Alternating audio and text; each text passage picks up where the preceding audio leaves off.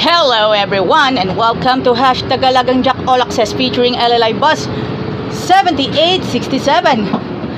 Mula sa panahon nila Emot, others, and now Girl and Bukaw. At makakasama natin si Nino Bonete.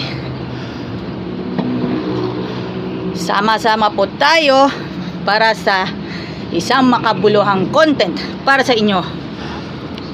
In the spirit of season, tayo ay magkasama-sama para sa isang natatanging content na mas magandang tignan. At syempre magandang tignan yan para sa ating lahat. First and foremost, ilalagay naman natin sa tamang hakbang na tayo po ay magsama-sama tungo sa kinabukasan. Tayo ay magiging the best of the best.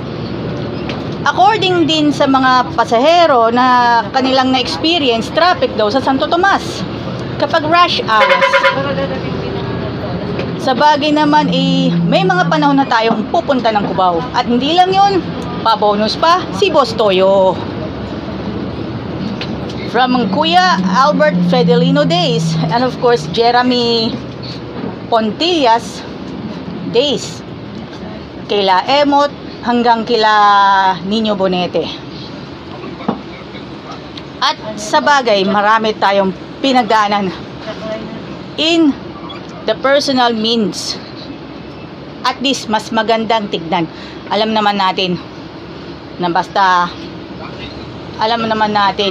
for this sequence, in their mindset, ang ating mga mindset ay kahanga-hanga, bukod tangi, ang serbisyo, mas magandang serbisyo para sa ating lahat. Sa lahat ng kababayan natin, lahat ng sumusubaybay.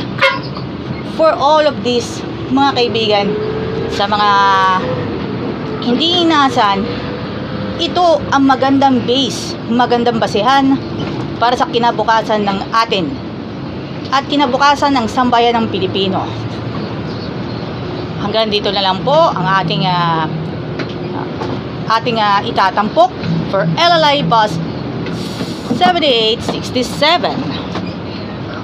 This has been Joyan Montilla signing off.